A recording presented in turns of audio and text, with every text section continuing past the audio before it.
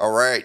And guys, I want to continue the conversation here regarding the Rick Chow case and give you guys some additional thoughts and um, a little deeper thought process here on what's going on in this case, because I think it's very important that you focus and everybody focus on what is the actual part of the case that matters.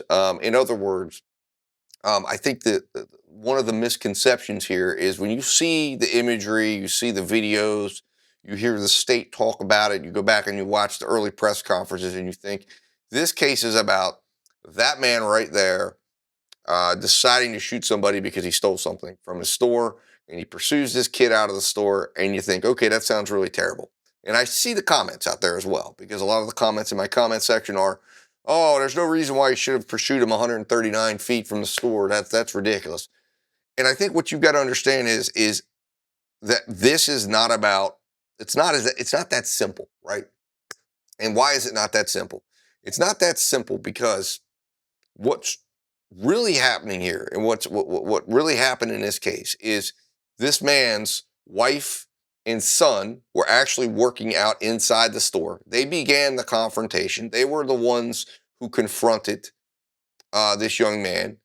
He, hearing the commotion, runs out of his office, and his son's already in pursuit, and they kind of all come out of the store together. You can see that in the surveillance footage.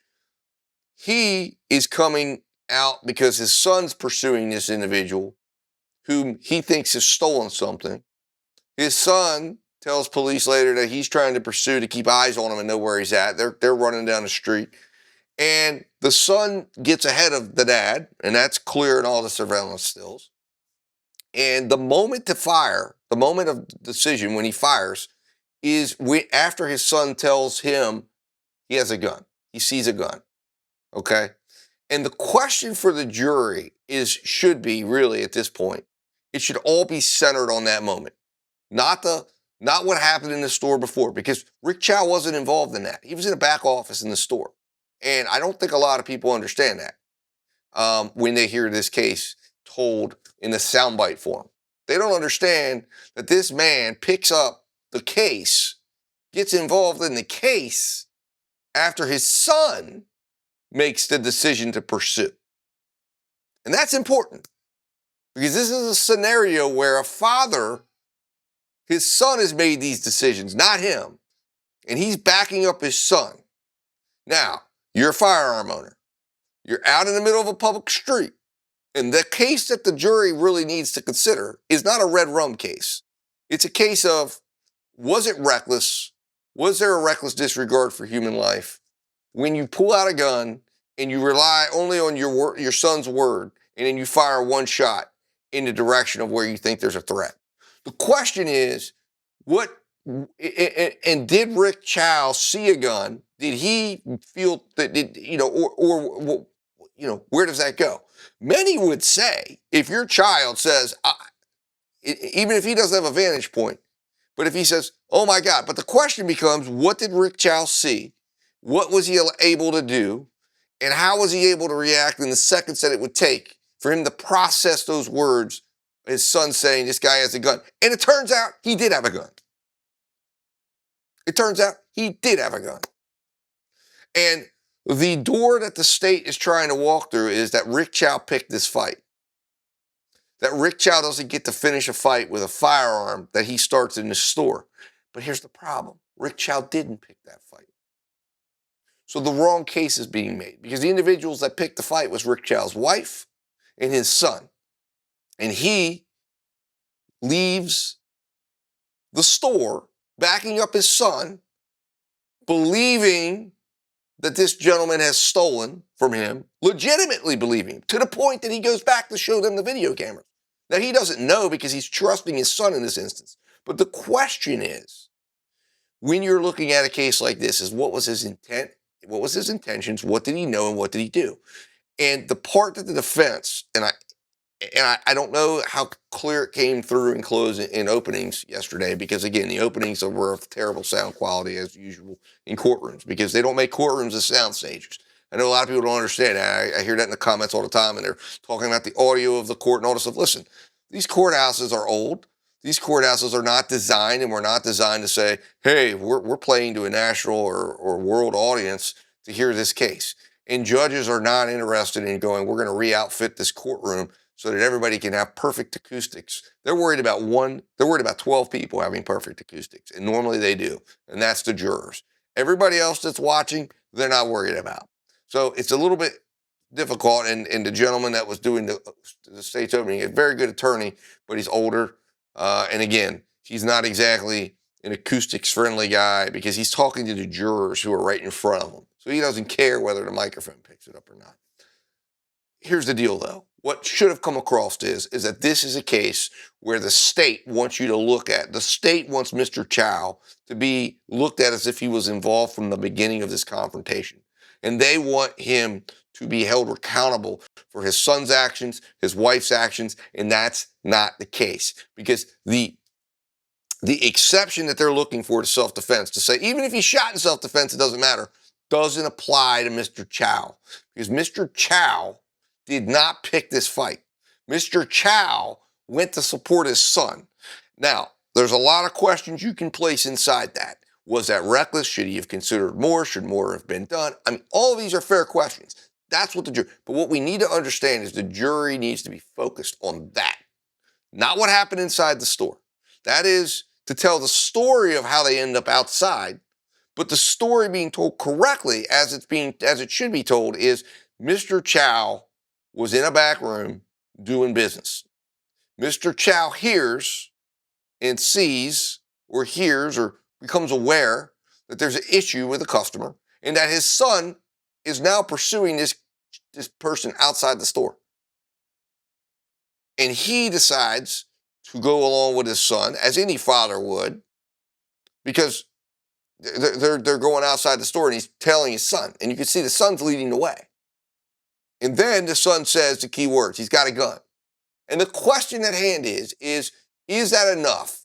That perceived threat of his son, through the eyes of his son, whatever his son saw, is what he relies upon. And if you believe he intended for this child to die, that would have been, again, we've seen these cases. I've seen these cases where a person is shot, there's either not a gun or there is a gun and they leave him laying and they don't apply first aid, they call 911, they walk away and they do all these things. That indicates that a cold-bloodedness, a malice, a callousness, a disregard for human life. That is not present in this case because as soon as he removes the threat to his child, he goes right there to that individual whom he just shot and starts to render aid and tells everyone, call 911, get help here as fast as possible. Because his intention wasn't to kill, his intention was to remove a threat from his son's life, whether we like it or not. And I understand this ended up being a 14-year-old kid, and that's terrible. I have a 16-year-old son right now, and the thought of losing a child is horrible. But the bottom line is this child was walking around with a weapon with a laser on it. And when you do that, and when people see that, they react to it. And that is a lesson that has to be learned from the youth of all of our, from our youth today, which is that firearms are not toys. Firearms are dangerous. And when you choose to walk around with one, you are going to be treated as a threat, even if you aren't. And to get the red rum in this case, to suggest that this is a cold-blooded gunning down the way the state wants to suggest is disingenuous. And it bothers me. It's why I'm highly invested in this case. It's why you're going to see case coverage coming out of justice as a process on this case. Because this is a case that deserves to be told correctly. And then the responsibility deserves to be allocated correctly. In a way, and again, I am not telling you that I have a problem with a guilty outcome, but I want to make sure it's the right guilty outcome. And I want to make sure that you as a viewer, as you're watching this, are looking at the right things and not just focusing on 139 feet. Because I will tell you this, 139 feet is absolutely a significant fact. But if you're arguing this case, towards a case of recklessness and not red rum, the 139 cuts both ways. One says, oh, he was 139 feet away. Why are you pursuing him, right? And that is one thing. If Mr. Chow was the guy who confronts this kid and then runs out and he draws his firearm and he's telling you, bring my water back, and then he, boom, that's wrong. That's absolutely what the state is prosecuting right now. That should be red rum. That's a gunning down of somebody. That's where the use of force is absolutely outside the range. There's no reason for that, and there's no reason why he needs to pursue him outside. But that is not this case. This case is a scenario where this gentleman, who's now been incarcerated for 3 years, this gentleman is in his store doing his business. A young kid comes into the store armed. Let's not forget that, armed, goes into the store, acts suspiciously, at least according to this gentleman's son and wife. The son decides to confront him. A argument ensues. The kid decides to leave. He takes off running, and the younger child decides to go after him, and dad comes out at this time and decides to go along with younger child to go after this kid. And the dad at this point is involved in what? He's involved with backing up his son for a decision his son is making. And as they run down as they start running that 139 feet, the significance of this is that Mr. Chow did not walk out of that store with his gun drawn. No. And when he's running down that parking lot, his gun is not drawn. No. Because if this was a man who was wanting to gun someone down, his gun would have been drawn. No. I mean, that's common sense. That's what this jury gets to bring into the courtroom with them. And if I was the defense attorney, that's a point that should be being made in opening statements. 100%. That the actions and behaviors of Mr. Chow absolutely do not correlate with someone who was wanting to take a life. It is not until they are 139 feet away and he is not pursuing this kid, this 14-year-old, he's running along with his son. We don't know what the conversations were because we don't have camera or audio of what's out there. We have to rely on memories. Memories that are now fragmented, memories that are now 3 years old, memories that are now all going to be altered by the outcome. So no one will remember the little things that might have been said, or Mr. Chow, or what Mr. Chow might have been saying to his son, or whatever was being done at that moment, because it all happened very quickly. But what we know is that it's not until his son says he's got a gun that Mr. Chow takes his sidearm out and fires one shot in the direction of a perceived threat based on the words of his son. That is not a man who says, I'm here to kill somebody. That is a man who's taking care of a threat, a perceived threat. And the question is whether or not the circumstances and the information he had in that moment, was that a justified reason for him to fire the firearm? Or was that reckless? Or was the information incomplete enough that we say, well, he had a moment to pause and he should have paused? And the question at hand then becomes, you now know this child, this kid had a gun with a laser on it. If Mr. Chow would have paused and would have given the kid the opportunity, would he have been shot? Would he have been dead? Would we have had a different trial today? And the answer to that question is quite possibly, or maybe not.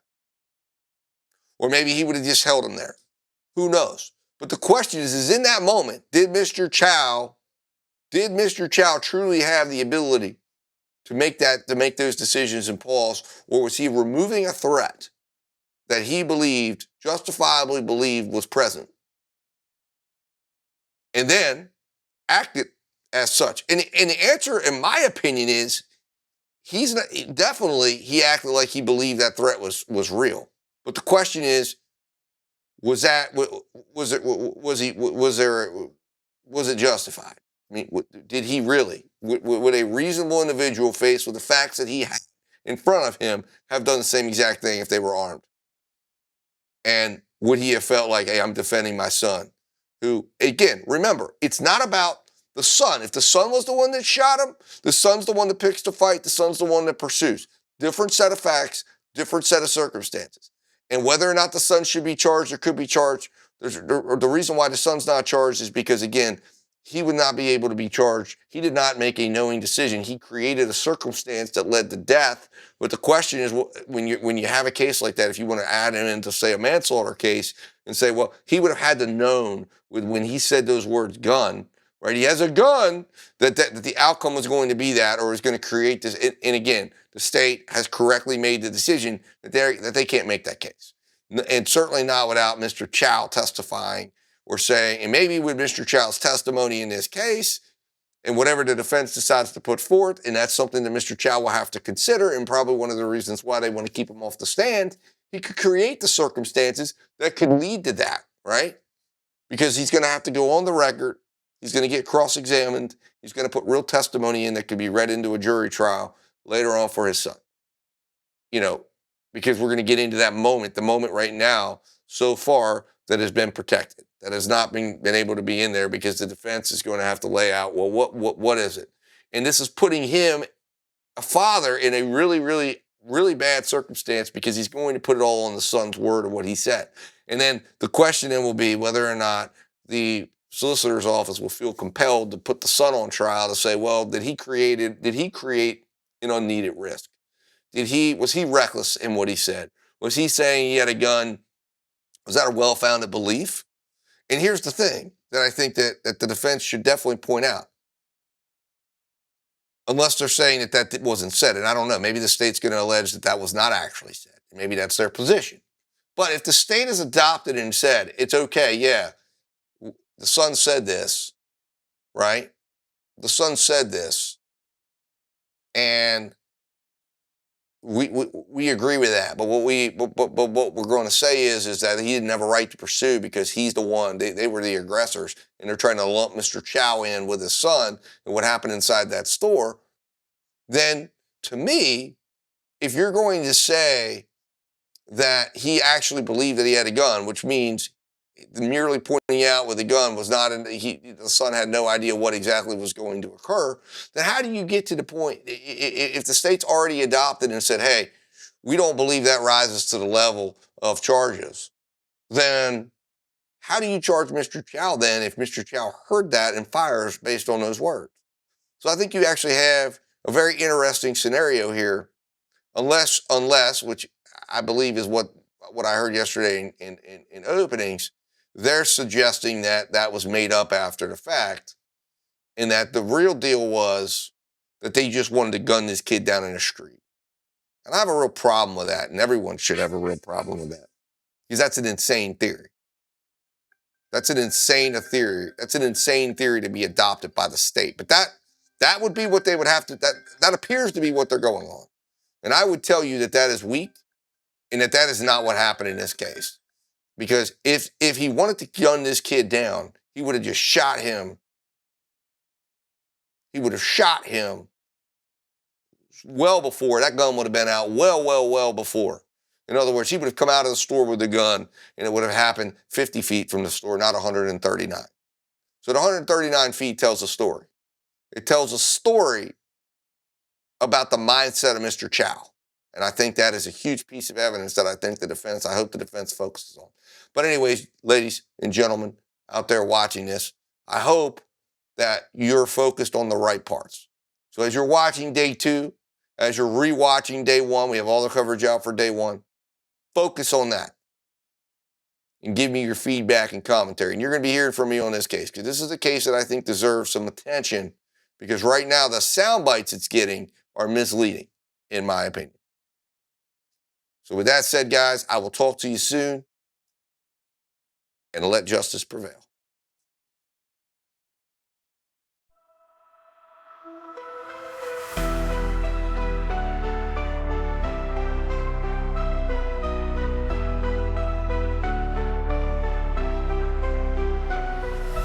The system's rigged, man, it's time to break free.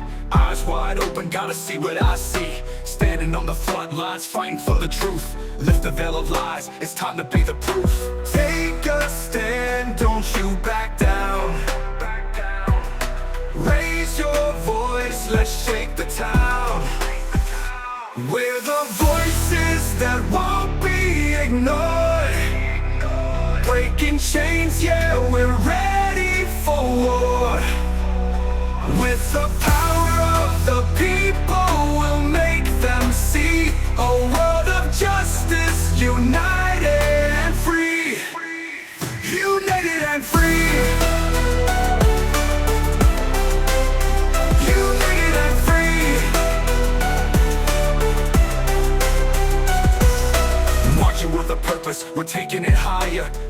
through the struggle, igniting the fire. No more silence, we'll make the noise loud. Together in this battle, standing strong and proud. Injustice fades when courage aligns. Rise up together, break the confines.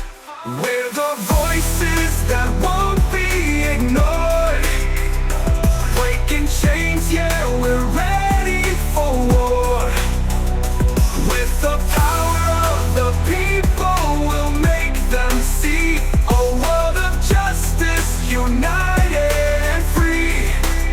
United and free. United and free.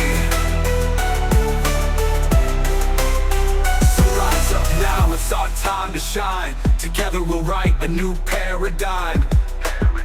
You paradigm, you paradigm. Whoa, whoa.